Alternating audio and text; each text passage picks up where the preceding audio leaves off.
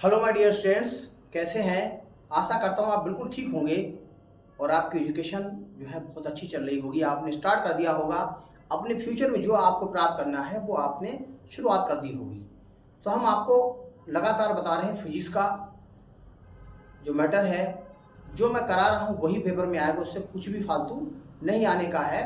तो आप निश्चित रूप से आप भी वीडियो देखिए और अपने साथियों को भी शेयर कीजिए। और रिश्तेदार रिलेटिव्स जो हैं, जो हिंदी मीडियम के छात्र हैं, जिनको पढ़ने में दिक्कत आती है, कहीं ट्यूशन नहीं पढ़ सकते, वो फ्री ऑफ कास्ट हमारे channel physics bye Ramesh sir को सब्सक्राइब करें।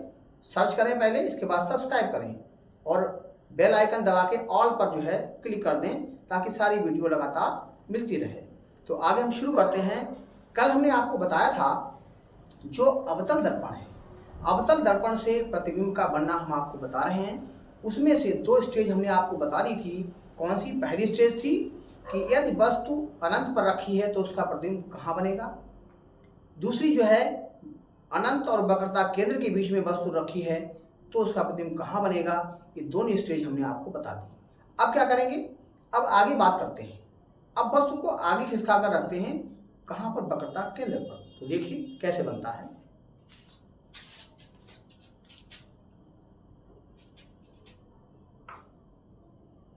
जब वस्तु वक्रता केंद्र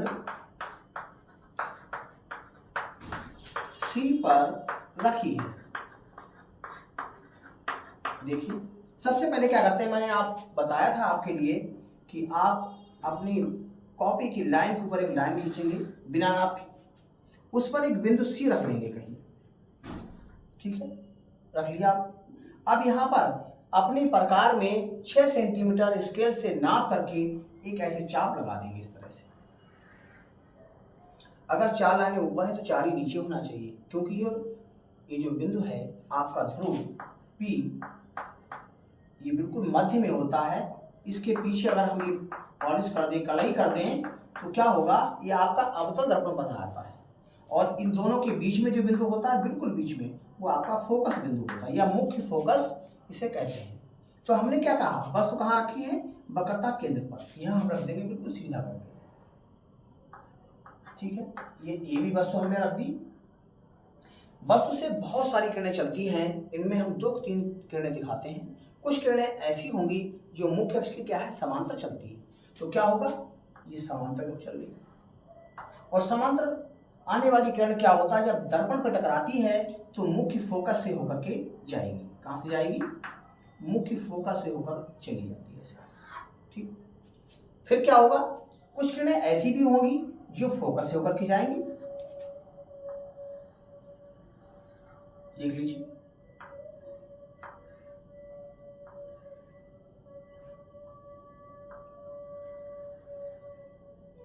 जो किरणें फोकस से होकर के जाती हैं वो दर्पण से परावर्तन के पश्चात कहाँ चली जाएंगी? मुख्य अक्ष के समांतर हो जाती है। ठीक है, तो जहां भी ये काटेंगे वहीं क्या होगा, वस्तु का प्रतिबिंब बन जाएगा, A डैश B डैश। समझ गए? जो किरण मुख्य अक्ष के समांतर आती है वो दर्पण से परावर्तन के पश्चात मुख्य अक्ष फोकस से होकर चली जाती है। जो फोकस से होकर के आती है दर्पण पे टकराती है, परावर्तन के पश्चात वो मुख्य अक्ष के समांतर चली जाती है, और ये किरणें जहां पर काटती हैं वहीं पर वस्तु का प्रतिबिंब बन जाता है। तो आप देख रहे हैं कि जहां पर वस्तु रखी थी वहीं हमारा प्रतिबिंब बन गया। तो जिस जगह पर वस्तु रखी होती है और उसी जगह प्रतिबिंब बनता है तो वो प्रतिबिंब वस्तु के बराबर होगा। अब आप देख रहे हैं इसका सिर ऊपर को है, इसका नीचे को है, यानी कि उल्टा प्रतिबिंब बन रहा है। ठीक, तो इसके गुण क्या होंगे? पहला गुण हम आपको बताते हैं। देखो, प्रतिबिंब का गुण क्या होगा? पहला, प्रतिबिंब कहाँ बनेगा? प्रतिबिंब वक्रता केंद्र पर बनेगा। प्रतिबिंब वक्रता केंद्र पर बनेगा। ठीक है, दूसरी बात, यह वस्तु के बराबर कॉमा उल्टा तथा वास्तविक बनेगा, वास्तविक बनेगा। ठीक है, यहां जैसे भी बनेगा वैसे ही आप जो है यहां देख देख करके बता देंगे। जो प्रतिबिंब उल्टा है वो निश्चित रूप से वास्तविक है, सीधा है वो आवश्यक होगा। ठीक, देख लें इसको अच्छी तरह से। और ये इमेज हम बना रहे हैं, ये चित्र जो बना रहे हैं, इनमें से 6 नंबर का एक किरण आरेख आता है चित्र बनाने के लिए।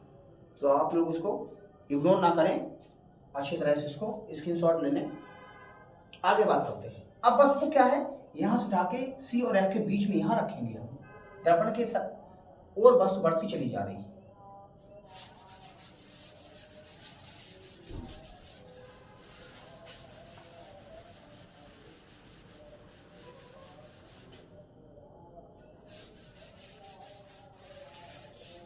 अब वस्तु हमारी कहाँ रखी जाएगी,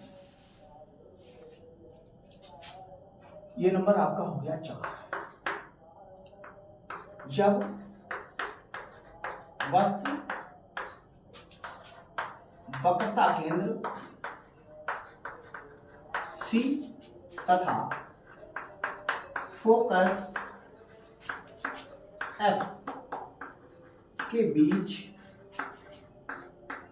रखी है या स्थित है। ठीक हो गया। तो फिर हम क्या करेंगे, दर्पण उसी तरह से बनाएंगे।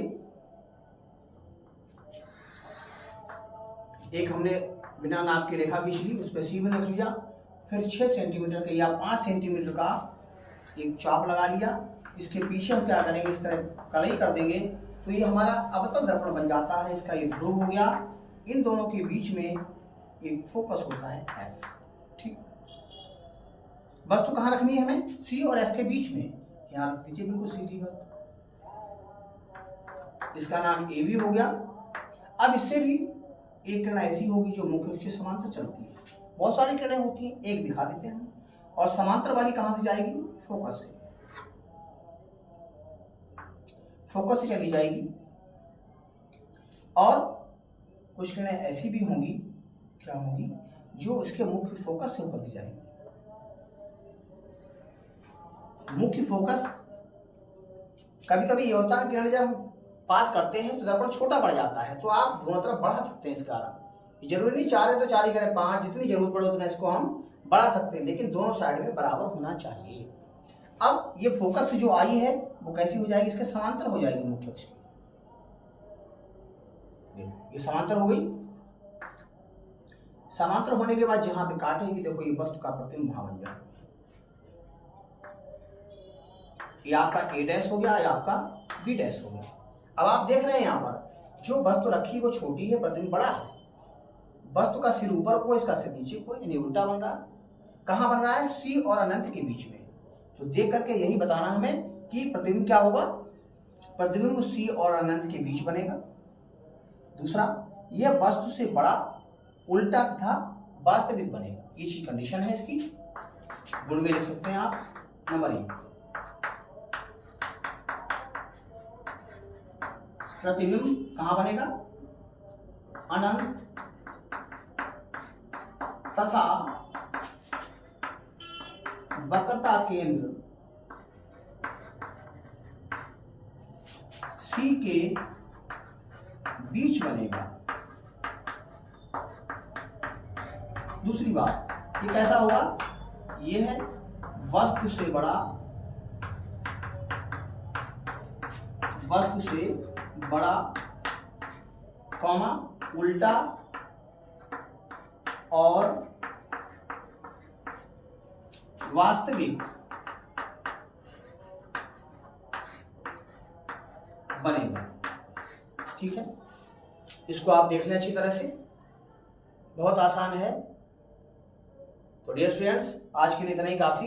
लगातार वीडियो देखते रहिए और बेनिफिट उठाइए इसका। Thank you very much for watching the video.